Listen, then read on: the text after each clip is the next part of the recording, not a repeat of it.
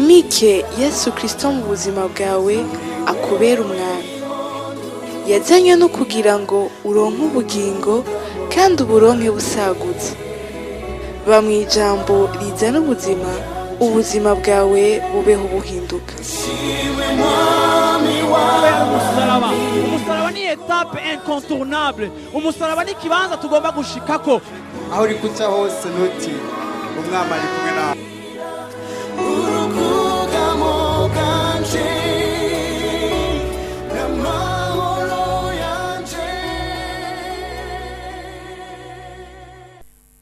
Gusubira mu byageze igice cya gatandatu ku murongo wa gatandatu. Igice cya gatandatu mu gusubira mu byagezwe ni umurongo twatanguriyeho ku munsi wa Mungu ku murongo wa gatandatu, aho Imana ibwira Mose ibyo agomba kubwira abantu. Imana agira yinjize mu mugisha w'igihugu c'i Kanani. Ku murongo wa gatandatu aravuga ngo, gusubira mu byagezwe gatandatu umurongo wa gatandatu aravuga ngo, ayo mabwirizwa mbageze uyu munsi azahore ku mutima wanyu, muze mugire umwete wo kuyigisha abana banyu. Ibyo twarabibonye ejo wambe ku munsi wa Mungu, kuyigisha abana banyu. Muze muyahoze mu kanwa iyo mwicaye mu nzu, n'iyo muri ko muragenda mu nzira, n'iyo muryamye, n'iyo muvyutse.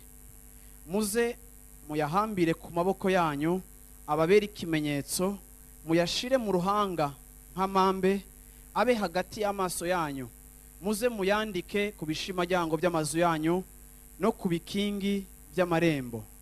Uyu ni umurongo twasomye, kandi iyi ndwi yose y'amasengesho kubo twari kumwe twagiye twiga kuri iri jambo, tubandanya kugiyumvira ko iki nico Mose yabwiye Isirayeli. Aravuga ati, wowe Isirayeli, Imana igiye kuguha igihugu, igiye kuguha ikihugu utakoreye. Imana igiye kuguraga indimiro wowe utarimye. Imana igiye kukuraga imirima yuzuye imivinyu, kandi atari wowe uzoba wateragiye, uzokwimbura ibyo utateye. Ariko ko mugiye gushika mu mugisha, ko mugiye kwamura ibyo mutabivye, ko mugiye kwakira ibijanye n'ubuntu bwanje, ndabingize ngo nimwashika muri kijya gihugu, haleluya, nimwashika muri kijya gihugu, amajambo yanje aba ariyo muzoreresha abana banyu. Amajambo yanje aba ariyo muzoganira mu masalo yanyu. Bwana asifiwe sana. Mbwirira umuntu mwicaye ati, muri sano iwanyu muganira iki? Mvugene bamwe baca batweganye ruca bumva rero. Si ivyo gusa, ariko kandi ngo amajambo yanje nigiye muzoja kuryama aba ariyo muzorimburako, muyiyumvire ko muja kuryama. Amajambo yanje mu gitondo muvyutse muyiyumvire ko. Bwana asifiwe sana.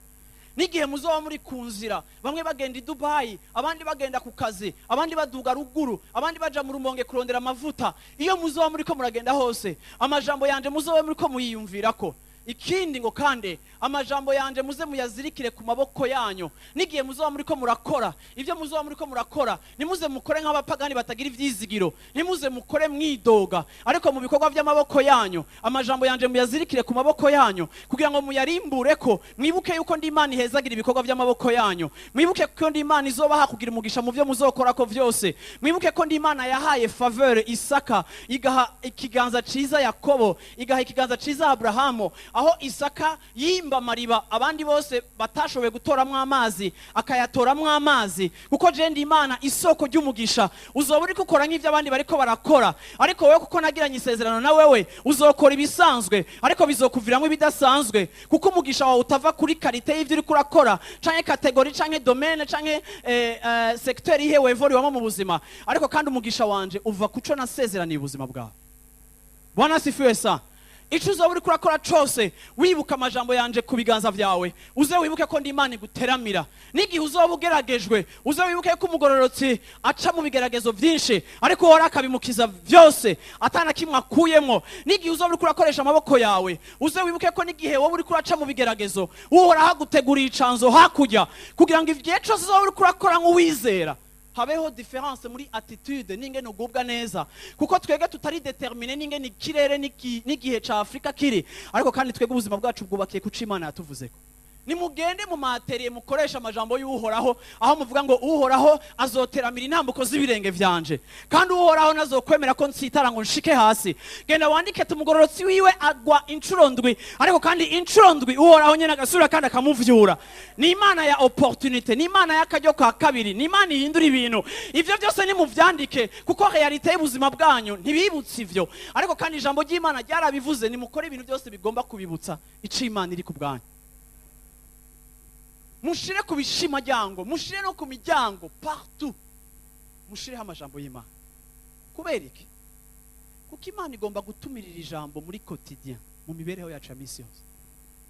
Tudakoze ibishoboka byose ngo ivy'Imana byinjire mu mibereho yacu ya misi yose, isi iravuga, isi irasakuza, isi ifise tapage nyinshi, isi izokora ibishoboka byose kugira ngo ibe influence, kugira ngo ibatamike ivyizerere vyayo, kandi utaravye neza uzosanga bimwe wabimize kandi bikononere. Nico gituma kimwe mu bintu tugomba kuzigama umutima wacu, ariko imwe mu nzira zo kuzigama umutima wacu ni ukumenya ivyo twakira n'ivyo tudakwiye kwakira. Matayo igice c'indwi, Matayo igice c'indwi ku murongo wa kangahe? Ku murongo wa 13. Muce mw'irembo ripfunganye, kuko irembo ryagutse n'inzira y'igihamo, ari vyo bijana abantu mu mahonero, kandi abahaca ni benshi. Ariko irembo ripfunganye n'inzira ntoya, nivyo bija mu bugingo, kandi ababona sivyo, abahabona ni bake.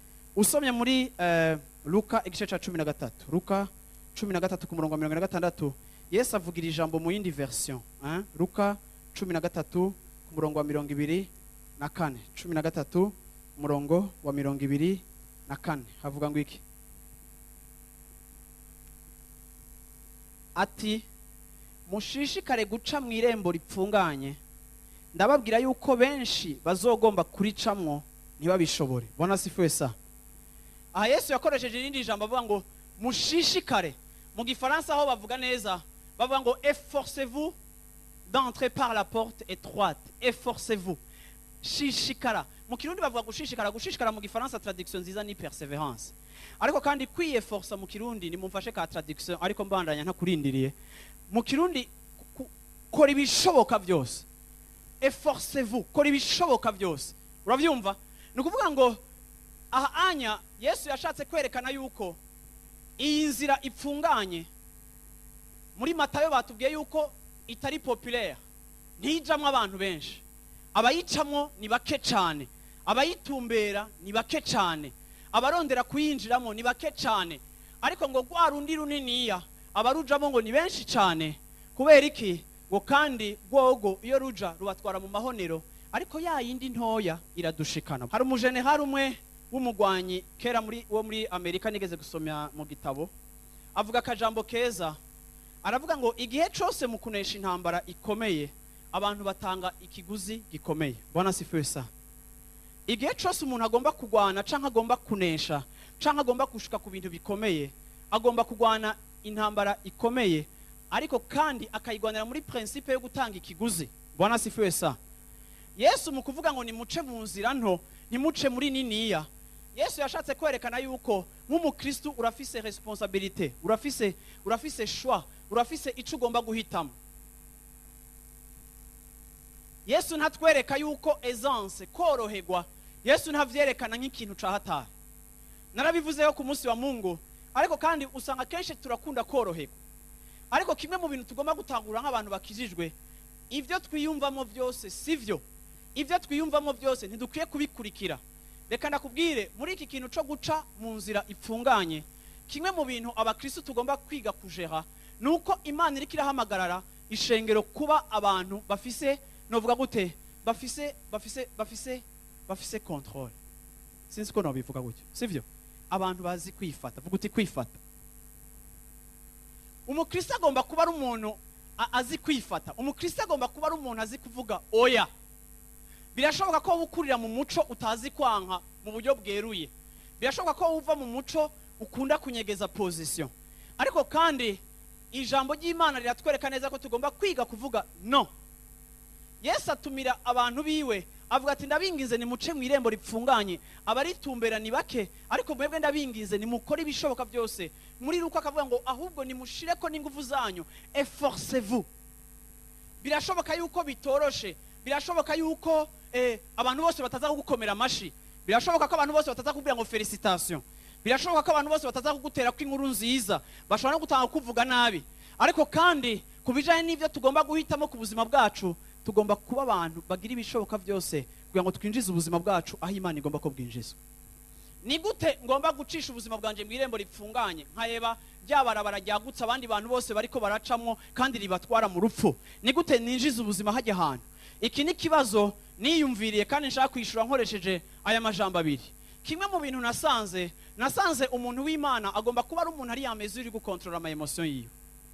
Haleluya. Nasanze iyo mvuze emotion nukuvuga ibitugize vy'indani, bya bindi wiyumvamwo, bya bindi ushaka, bya bindi bigukwega, bya bindi byose. Ikindi nasanze Imana igomba kutwigisha ingene dukoresha umwanya wacu. Bwana sifiwe Afrika, Bwana sifiwe sa. Imana igomba kutwigisha gukoresha umwanya wacu. Imana igomba kutwigisha ingene dufata emotion zacu. Iki kintu ndagomba kugihagarara ko kugira ngo ndakumvishe yuko uracafise uruhara. Imana yaraguhaye amasezerano, ariko kandi Imana iragutumiriye guca mu irembo ripfunganye. Ni bande bazi yuko guca mu irembo ripfunganye ari ikintu kigoye cyane? Abagalatiya igice cya 5 duhere ku murongo wa 16. Aravuga ngo ndavuga nti nimugendeshwe na mpwemo, niho mutazoshitsa iby'akameremere kanyu kipfuza. Aha anya iri jambo ryo kwinjira mu irembo ripfunganye ndaritahura muri kino kintu. Paulo arabwiye abagalatiya ryari ishengero rimaze kwizera kandi rimaze gukizwa, ariko nkuko badushingiye nahe ryari ishengero ritanguye gusubira inyuma no kwadopta ingeso zitari zo zitajanye no kwizera. Paulo arabandikira aravuga ngo nimugendeshwe na mpwemu yera, niho mutazoshitsa ivyo kameremere kanyu gashaka. Nukuvuga ngo kameremere kacu karafise ivyo gashaka, imibiri yacu irafise ivyishaka. Hari ivyo mwifuza gukonsoma, hari ivyo mwifuza kugenderamwo, hari ivyo mwifuza kujamwo, hari ivyo mwifuza gukora, hari ivyo abandi bose bakora, ariko namwe mukumva. Nukuvuga ngo muri twebwe turafise akamere karafise ivyo kipfuza. Ivyo Bibiliya yita ivyifuzo vya kameremere ni vya bindi biri muri twebwe twifuza, ariko bitandukanye n'ivy'Imana ikunda, bitandukanye n'ivy'Imana ishaka. Ivyo naho twakijijwe biratubamwo, naho ndi pastor birambamwo. Nukuvuga ngo ni ibintu biri muri kameremere kanje Satani ashobora gukorera ko kugira ngo angerageze. Igihe Satani yaza kuri Yesu akamubwira ngo mfukamira ndaguha ubwami, nuko Satani yabanje gusobanukirwa yuko kimwe mu ntumbero z'ukuza kwa Yesu ari uko Yesu yagomba kwifatira isi yose ngo ayigarurire Imana. Ariko Satani aza gufatira kuri besoin canke ku cifuzo kiri mu buzima bwa Yesu. Satani amwereka inzira ya hafi, amupropoza raccourci, aramubwira ngo mfukamira ndaguhe. Nukuvuga ngo igihe cyose mu buzima bwawe, igihe cyose ukanuye, igihe cyose uraba, igihe cyose wumviriza, igihe cyose amasanse yawe atanu yose agikora, igihe ukiri umuntu uzokwama ufise ibintu byose Satani azana imbere yawe kugira ngo agupropose kuva mu nzira z'Imana. Bamwe abemerera gushika ku iterambere mwipfuza muciye mu nzira ya hafi, abandi abemerera kuronka icubahiro muciye mu nzira ya hafi, abandi abemerera kuronka ubutunzi baciye mu nzira ya hafi, abandi abemerera kuronka ibibanza kanaka baciye mu nzira ya hafi. Ibintu byose mu buzima bwawe wipfuza, Satani yamafise proposition, yama akuzanira plan y'ingene yo bigushikanako. Ariko ikibi ca Satani yaje kutwereka ingene agomba kudushikana ku bintu, ntatwereka niyamara kudushikanayo yuko tuzorama canke tuzoshinga imizi. Ariko kenshi igihe uciye mu nzira ziwe, ivyo ushika ko vyose byamara ibintu ufata, ariko bikamera nk'igitutu, ejo bigasubira bigatakara. Nukuvuga ngo nta kintu kiri durable, nta kintu kirama Satani ashobora guhishengera. Rero uburyo akoresha mu kudukwega, akoresha ibyifuzo biri muri kameremere kacu. Hari amabesoin ari mu buzima bw'umuntu, umuntu arifuza gukundwa. Reka ndababwira ikintu kimwe, nasanze hari abantu benshi baba ba victime kandi cyane cyane nk'abashiki bacu b'abakobwa kandi mumbabarire kubivuga kuko ndabibamwo. Usanga umwana w'umukobwa kuko atahawe affection kandi kuko atakunzwe, atabwiwe ko ari mwiza, atabwiwe ko atambuka neza, atabwiwe ko ari uwahatari, ikirobezo ca mbere kirengana kimubwira ko amaguru ari meza naho yoba ameze nka cure-dent, aba yahejeje kuguruka kuko ntiyigeze aronka appreciation. Igihe cyose umwansi agerageza gukorera ku byifuzo biri muri kamere kawe, akakwereka ko agomba kukumara inyota, akaguha amaproposition, akakwereka ko agomba guhindura realite yawe, ariko atabushobozi afise bwo guhindura, ariko kandi akoresheje iyo affection itariyo kugira ngo akunyohe, agutakaze mu mutego. Abandi bakifuza amafaranga n'ibindi. Igihe cyose rero bisanze umuntu w'Imana atajambo ry'Imana afise, atama valeur, atavyo ufise wemera, atavyo ufise washingiye ku buzima bwawe, atavyo ufise wahaye umutima wawe, atavyo ufise urimbura ko mu gitondo, atavyo ufise kurimbura ko mu ijoro, atavyo ufise urimbura ko mu biganiro, igihe ivy'Imana bituzuye muri wewe, igihe cyose Satani azokwamaronka opportunité, azokwamaronka agaparcelle mu mutima wawe, aha guproposa kuguha inzira za hafi, ariko biravye zigutwara mu rupfu.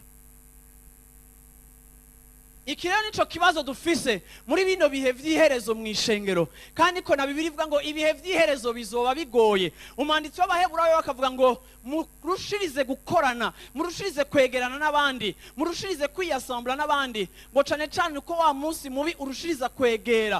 Ni ukuvuga ngo uko umunsi mubi urushiriza kwegera, ni vya bintu byose nababarira vyama bidukomunika, vyama bituzanira amatentation muhira, vyama bitwereka ivyo tugomba kujamwo. Ariko shengero ry'Imana, mugeni wa Kristo wicaye imbere yanje no musi muri kino gitondo, ufise bagage ingana gute kugira ngo ushobore kuvuga no?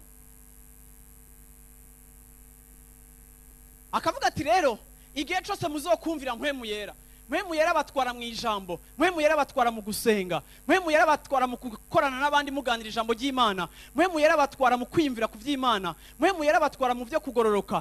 Ngo igihe cyose muzokumvira mpwemu yera, muzoba muhejeje guhunga ibikorwa vya kameremere. Turiko turumvika? Rero akavuga ngo mukore ivya mpwemu kugira ngo ntimushitse ivya kameremere. Ni ukuvuga ngo kameremere kacu gateye ubwoba. Aha anya ku murongo wa 19 muri iki gice ca 5 akavuga ngo Abagalatiya 5 ku murongo wa 19. Ku murongo wa 19 akavuga ngo kandi ibikorwa vya kameremere kacu biramenyekana nibi: ubushakanyi, ibihumanya, ivy'isoni nke, gusenga ibigirwamana, uburozi, ubwansi, intonganya, ishari, uburake, ikeba, kwitandukanya ibice, igono, kuboregwa, kudandahigwa n'ibindi bene ivyo ndabibaburiye nk'uko nabibaburiye kera, yuko abakora ibisa bityo batazoragwa ubwami bw'Imana. Nagerageje kugenda muri dictionnaire y'igifaransa, ndaraba aya majambo kubera mu Kirundi murumva yuko agoye gatoya. Ndagerageza kuraba signification y'aya majambo, nsanga ibi bikorwa byose vya kameremere ni ibintu biri situé au niveau y'ama emotion yacu. Byose ni ibintu bigize ivyo twiyumvamo bitubamo. Ishari ni ikintu kiba muri wewe, iyo ubonye umuntu aguwe neza we byawe bitameze neza, ukumva umenga nturyoherewe inkuru nziza yiwe. Abandi barateye imbere, bafise udufaranga, ntagihagijwe n'umugore umwe, afise double canke triple, kandi ari mu rusengero, kandi ari Yesu Kristo, ngo nta probleme, kwego ngo nta kuntu umuntu yobigenza. Reka nakubwira ikintu kimwe, ijambo ry'Imana rivuga ngo efforcez-vous d'entrer par la porte étroite. Gerageza ibishoboka byose winjire mu kayira gapfunganye c'umugozi, heba uyo mugore, kuko ivyo ni ivyipfuzo vya kameremere uri kura satisfaise. Hari igihe abakristo bagenda bagafata ukuboko mpwemu yera n'Imana na mpwemu yera, bakabafata amaboko bakabazana kuri autorute, ugasanga bariko batwara Imana kuri autorute, barayemeje ko igomba kubasanga aho hantu. Reka nakubwira, Imana nizo gusanga aho itavuze ko ari umugisha wayo iri. Imana ni determina inzira, nishiraho ikibanza, ni iduha ibarabara duhagararamwo, si twebwe twihitiramwo, si twebwe tuyitumira. Harageze igihe aho reka gutumira Imana mu mafuti ya kameremere, ugashitsa ivya mpwemu yera, kameremere ikabura ikibanza mu buzima bwawe. Bashobora gusoma Abikorinto ba mbere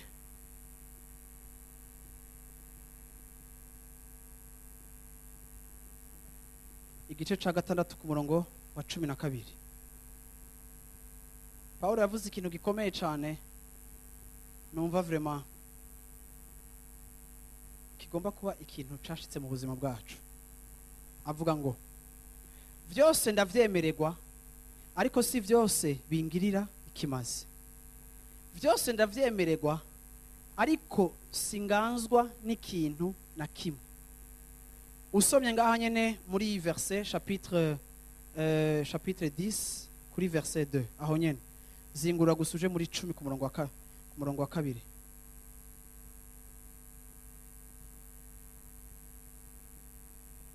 Verset 23 10-23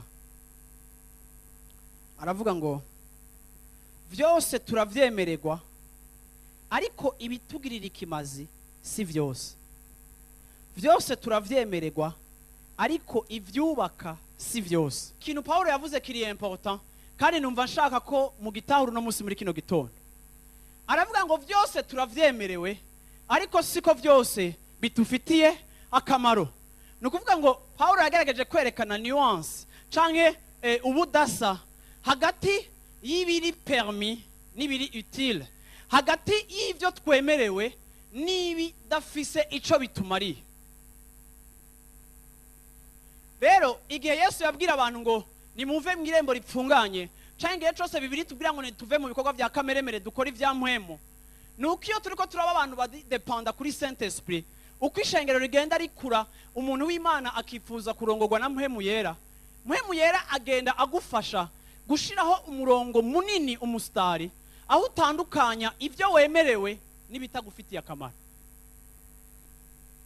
Tugikizwa ubuzima bwacu buri kumbibe z'ivyaha n'ibitari ivyaha. Iyo turiko turagenda tugenda tuzi imirongo yose ivuga yuko iki ari icaha canke katari icaha. Ivyo nkora ni juste mesure, si icaha. Sindenzako kandi sinkoroka. Atusanga rero umuntu w'Imana agenda gutya anye n'ahandi rero bya bindi za ndirimbo shabizi. Zambi natoka. Avyumva. Ugasanga rero ugenda uko. Ariko je ngaca nibaza. Mbe mwibaza yuko Yesu umwana w'Imana yasize icubaro ciwe mu ijuru akamanuka akaza kambiga ubusa imbere y'abayerera bose. Uravyumva? Kugira ngo ubuzima bwacu buhagarare ni icaha si icaha. Mwibaza ko Yesu yaducunguye kugira ngo tube muri iyo kashikashi ya péché na ce qui n'est pas péché. Yukurondera nkuko umenga tugiye mu kuburana dusoma article ngo na hiverse ivuga gutya anya ngo hari yindi ngo hajya anya ngo muri ntuzengo ikivuga gutya anya. Avis contraire. Uravyumva? Turi muri parquet abantu b'Imana. Iyo baye muri ako gakiza ko gucunga ibintu no kuraba ivyaha n'ibitari ivyaha, akakiza kararuhisha. Ariko ni murabe ikintu Paulo ngaho yageze karavuga ati reka ndabwirega abantu b'Imana tureke ivyo bintu tugeze ku rugezo aho dutahura yuko byose turavyemerewe ariko kandi siko byose bigize gute bidufitiye akamaro. Yahisemwo kureka n'ivyo yemerewe kuko atakamaro abona bimufitiye. Nukuvuga ngo iyo umukristo yakuze, iyo umuntu w'Imana yakuze, ntagendera muri relation n'Imana mu gipimo c'icaha n'ikitari icaha, ahubwo n'ivy'Imana itanditse muri Bibiliya kari ivyaha noir sur blanc, amaze gushikana akamenya kataco bimariye, yunguruza akava ku rwego rwo kugendera ku vyo yemerewe, ariko n'ivyo yemerewe bimwe bimwe akabitandukira, akabiheba, akagenda mu bimufitiye akamaro, kuko ubwenge mpwemu yera aduha budugeza ku rugezo aho dutahura agaciro k'umwanya wacu, aho dutahura agaciro k'ubuzima bwacu, aho non seulement dushobora no guheba ivyo twemerewe kuko ataco biriko biratumarira. Hari ibintu mpemu yera kubwira kureka kandi ataho byanditse muri Bibiliya, ntitukirinda kumubaza ngo mpemu yera ngo kumbuje ikintu ngo byanditse naho urinda kuba byanditse, kuko abarongorwa na mpemu yera nibo bana. Nukuvuga ngo iyo tuvuze ijambo ry'uburongozi, mpemu yera ntaturongorera kuri frontière canke kuri barrière canke ku mugozi wa zambi siyo zambi, ariko mpemu yera aturongorera mu mugambi w'Imana ku buzima bwacu, kubw'ivyo akatwereka n'ivyo tugomba kuvamwo kubera ubwenge bwacu bwahindutse gose.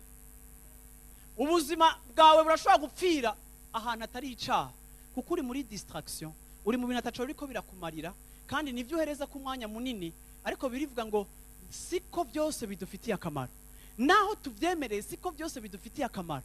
Rero umuntu w'Imana agomba kurengera agashika ahantu atahura mbega nibihe bintu nshiramo energy, nibihe bintu mu mwanya wanje, nibihe bintu bimfata umwanya munini atari ivyaha byanditse muri Bibiliya. Ariko kandi ataco bimariye. Ngira ndangize mvuga gutya. Hari umujenerale akomeye muri Syria yitwa Namani, muramuzi? Bibiri ivuga ngo yari umujenerale akomeye kandi yagize amakonkete adasanzwe.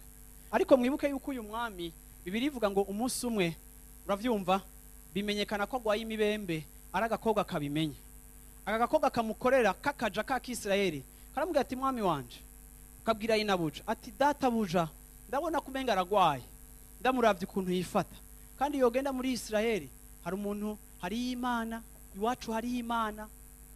Uyu mwana yavuze ngo iwacu hari Imana, mubwira genda iwacu hari Imana. Ijambo ry'Imana rivuga yuko inkuru z'umusaraba n'ubupfu. Imana yahisemo gukoresha ibintu bimeze nk'ubupfu ku bwenge bw'abana b'abantu kugira ngo iconfonde les sages, kugira ngo izane ukuzazanirwa mu bita abanyabwenge, kuko itashimye gukirisha isi muri filozofi canke demonstration z'ubwenge na science ikomeye. Ariko Imana yafashe ibintu bisuzuguritse nk'umusaraba, ahantu babahamba amabandi yananiranye, Imana ihitamwo gukirisha amahanga ikoresheje inzira yitwa ubupfu. Nico gituma abazobona agakiza n'abazokwizera iyo nzira bose, agakiza kazoshika mu mazu yabo, kazoshika mu ngo zabo, kazoshika mu byo batunze byose. Bwana sifiwe sana. Namani yabonye yuko kwikubita mu ruzi bisuzuguritse, ahitamo kugenda. Reka nabwira ikintu kimwe, ngira nakubwiye ko Namani yagize amanyama. Vuga utamanyama. Amanyama na cone ni ikintu kiri muri emotion zacu. Hari abantu ngaho bashampion babagumutsi, hari abantu udapfa ingene batumbere n'ingene bavugisha. Je hari gihe nibaze ingene Elisa yubahutse gufata umujenerali yagize amakonkete akambika ibidari n'umwami asonera, ntanasohoke basi amuhe basi na honore ntoya ya kidogo basi canke nayo bari yo gufenta. Ariko kandi ntanamura bakavuga ngo ndamwumva je, genda mu mwakire agwe mu mazi atahe. Ariko kandi bikantabuza ikintu kimwe, Namani yaragumutse. Ikintu natahuye, Imana tubana nayo muri principe ya humilité, n'est-ce pas mes chers amis? Hari ikintu natahuye, isi irashobora kuguha icubahiro ikagushira muri kategori y'abantu kanaka, ikakuduza. Ariko kandi iyo hageze ivy'Imana, Imana ntitreta nawe nk'umuntu ari hejuru. Ariko iyo Imana ibona umuntu, imubona muri eta, itreta nawe we ku rugezo uriko, nk'umuntu yambaye ubusa avuka gapfa. Ivyo vyose Imana ituzi gutyo, itubona uko. Nico gituma Namani ico yarari caramugoye cane, en plus abatemwe arabashumba ngo agende yite mu mazi, en plus amazi kumbura atasa neza, nimba yari mu rushana ugasanga Yorodani rusa n'ikiziba, ntivyasa neza kuri han yiwe kucarico. Bantu b'Imana, ni kangahe ico turico nico twagizwe nico twibona n'ukuntu twifata, ni kangahe ivyo bintu bitubera obstacle yo kumanuka ngo twumvire Imana. Ndatinya icubahiro cose noshobora kuronka mu bantu canke nkaronka muri societe, ariko igihe cose ngomba kumvira Imana, narabira Imana mu cubahiro canje, nkumva ntari prêt kumanuka. Ico cubahiro kiri danger, kuko si icubahiro selon Dieu, ariko ni icubahiro kiza kugonfa kameremere, ukuzura ubwibone, ugahusha opportunité n'akajya kugukira.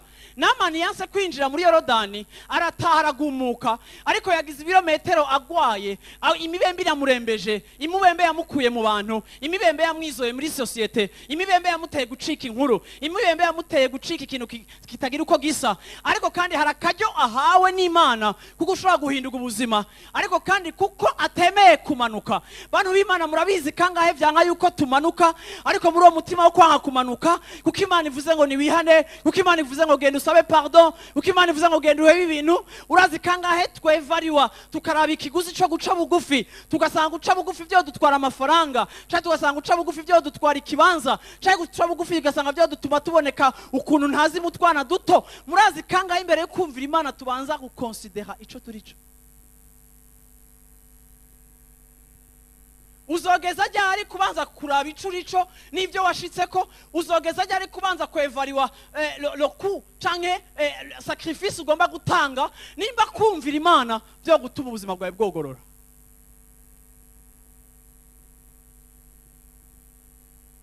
Namani yari kumwe n'abantu beza, kandi nanje agomba kuba muri ico gitigiri c'abantu beza.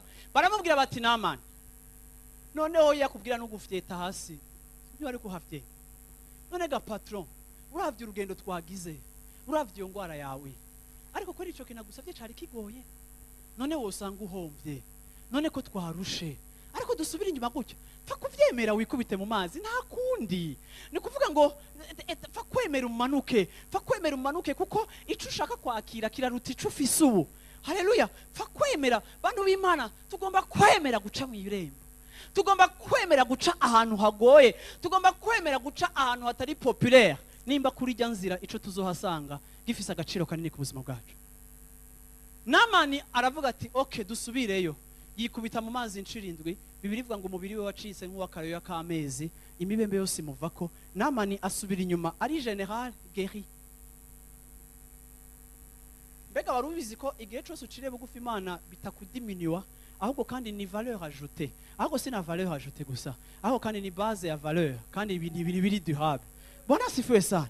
Igihe cyose tumanutse tukumvira Imana, igihe cyose twemeye ubwibone buri muri twege tukabumanura, iyo tentation ya kameremere tukayidepoza, igihe cyose tuzokwakira ikintu c'umugisha, tuzokwakira ikintu kiri précieux, kandi tuzosubira inyuma. Imana yadukijije infirmité, ubumuga bwacu bwose. Shengero ry'Imana ndarangije vuga ngo hari ubumuga buri mu buzima bwawe butakwiye kuhasigara mu izina rya Yesu Kristo. Hari ubumuga buri mu buzima bwawe, haleluya, ariko kandi Imana ifise ico ishobora gukora kugira ngo ubwo bumuga bugende buva mu nzira yawe, haleluya. Ariko kandi hari igihe Imana igusaba guca kuri rya barabara ritoroshe kugira ngo ihagukirize.